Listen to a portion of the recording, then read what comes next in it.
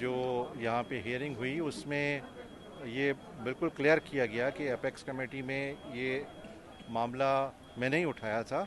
और उसके बाद फिर जब प्राइम मिनिस्टर साहब की एपेक्स कमेटी हुई तो वहाँ पे चीफ मिनिस्टर सिंध ने ये मामला उठाया था। तो इसमें मतलब ये इम्प्रेशन बिल्टअप हुआ कि कोई मना हो रही है कहीं से, ये कोई इस तरह की बात नहीं है। देखें, बात ये कि जब भी कोई इस तरह की चीज़ हो तो उसके लिए वेज एंड मींस डिस्कस होते हैं। तो नेचुरली उसमें यही कहा गया कि भाई पुलिस अगर इस तरह के हथियारों को लेना चाहती है तो फिर उनकी ट्रेनिंग, उनकी स्टोरेज, तो वो सारी मॉडर्निटीज़ वर्कआउट होनी है जो हम बैठ के इंशाल्लाह करेंगे। और वेपन देखें, हमने जो रिकमेंड किया था वो क्यों किया था, हम ये चाह रहे थे कि ये तीनों डिस्ट्रिक्ट्स कश्मीर, घोटकी और शिकारपुर, वहाँ पे वेपन और लॉजिस्टिक और जो टेक्नोलॉजी है वहाँ पे जाए। उसके लिए हमने कमेटी बनाई नवंबर में। उस कमेटी को हमने ये मैंडेट दिया कि आप वो टेक्नोलॉजी, वेपन और लॉजिस्टिक देखें कि इन डिस्ट्रिक्ट्स की जो है वो कैपेसिटी बढ़े। अल्हम्दुलिल्लाह उस कमेटी ने वर्कआउट किया। उसके लिए गवर्नमेंट, सीएम साहब ने ये कमिट किया कि भाई हम आपको पैसे देंगे, और उन्होंने अप्रूव भी कर दिया।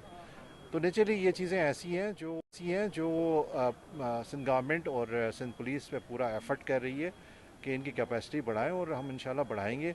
और इंशाल्लाह आवाम के साथ मिल के जो हमारा मकसद है कि लॉ एंड ऑर्डर मेंटेन हो, हमारा मकसद है कि इन जो क्रिमिनल्स हैं उनका ख़ात्मा हो। आप देखें, पहले कितने दिनों से ये केस पेंडिंग पड़े हुए थे कि उनकी नोटिफिकेशन नहीं हो रही थी। 275 क्रिमिनल्स को हेड मनी नोटिफाई हुआ। तो ये मतलब इस तरह की चीज़ें जो हुई हैं, बहुत सारे ऐसे मतलब हमने प्रपोज़ल भेजे जिसकी बेसिस पे गवर्नमेंट ने पैसे रिलीज़ किए हैं, प्रोजेक्ट्स चल रहे हैं।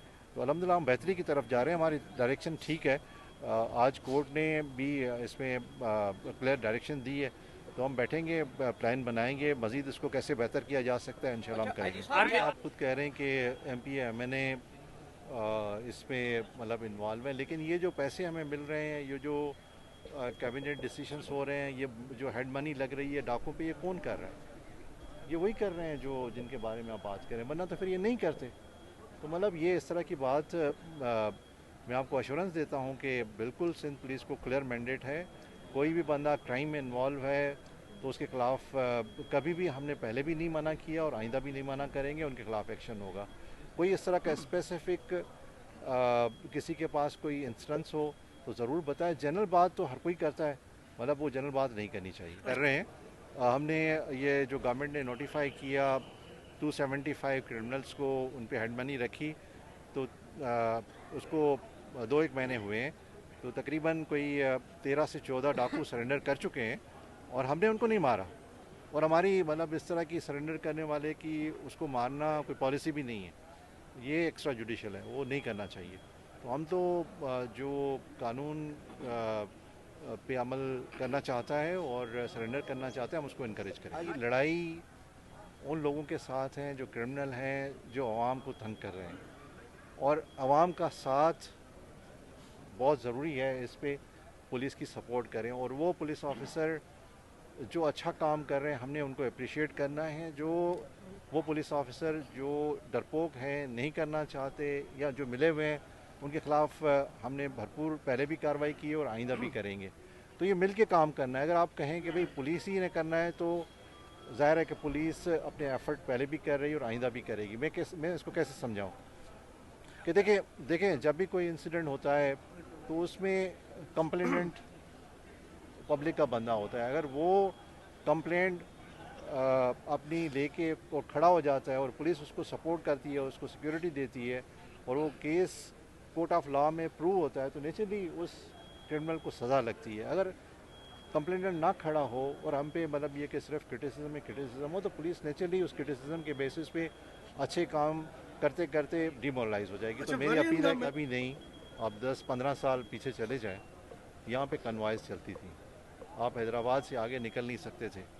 यहाँ पे दिन में लोग परेशान होते थे।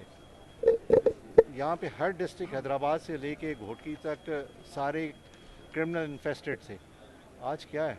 आज सिर्फ आप 3 डिस्ट्रिक्ट की बात कर रहे हैं। मैं मानता हूँ ये प्रॉब्लम है, मतलब ये कि मैं ये कहूँ कि प्रॉब्लम नहीं है, प्रॉब्लम है और इसको हमने सब ने मिल के फेस करना है। और जुडिशरी ने भी, आज मैं शुक्रगुजार हूँ कि उनका ये भी पॉइंट ऑफ व्यू था कि हमने मिल के ये काम करना है। हम एक दूसरे को क्रिटिसाइज़ करके चीज़ों को मतलब ख़राब नहीं करना, ठीक करना है। तो मेरी सबसे ये अपील है कि मतलब मिल के काम करें, तो जो बाकी ये 3 डिस्ट्रिक्ट बच गए हैं जहाँ पे ये काम होना है वो भी ऐसा तरीके पुलिस बेस्ड सॉल्यूशन नहीं होना चाहिए। अगर हम कहें कि भाई ये पुलिस ही का इशू है और पुलिस को ठीक करने से ये मसले का हल निकलेगा, तो मैं समझता हूँ कि ये बात दुरुस्त नहीं है। ये क्रिमिनल जस्टिस सिस्टम को ठीक करने की बात है, और जब तक क्रिमिनल जस्टिस सिस्टम में जितनी खराबियां हैं वो ठीक नहीं होंगी, हम कोशिश, पुलिस कभी भी ये नहीं चाहेगी मैं कोई उसमें एक्सक्यूज़ करूं कि भाई नहीं इसकी वजह से अगर वो ठीक नहीं होता तो हम ठीक नहीं होंगे। हमारा काम है कि पुलिस इसको ठीक करे। हमारे एंड पे इन्वेस्टिगेशन है कि इन्वेस्टिगेशन को कैसे ठीक करें, उसके लिए बहुत सारे एफर्ट हुए हैं। मतलब यहाँ पे हम इतना उसको मीडिया में हाईलाइट नहीं करते, लेकिन आप देखें कास्ट ऑफ इन्वेस्टिगेशन है, गवर्नमेंट ने उसको उसके रेट रिवाइज़ किए हैं। उसकी डिस्बर्समेंट का सिलसिला था, पहले रियम्बर्समेंट होती थी, अभी आधे पैसे 50% गवर्नमेंट ने ये हमें अलाउ किया है कि वो एडवांस में इन्वेस्टिगेटिंग ऑफिसर्स जो है ले सकता है। हमने इन्वेस्टिगेटर ऑफिसर्स को अलहदा किया है कि भाई इनकी ट्रांसफ़र पोस्टिंग्स के लिए 2 साल पे पाबंदी हो कि वो फोकस हो के इन्वेस्टिगेशन में काम करें। हमने प्रपोज़ल भेजा है कि सबसे इम्पॉर्टेंट ड्यूटी इन्वेस्टिगेशन ऑफिसर की है, उनको एक सैलरी एक्स्ट्रा उनके तनख्वाह में मिलनी चाहिए, सैलरी एक्स्ट्रा उनके तनख्वाह में मिलनी चाहिए। ये प्रपोज़ल हमारा मतलब अभी फाइनेंस डिपार्टमेंट में है और इंशाल्लाह अल्लाह ने चाहा तो ये हो जाएगा।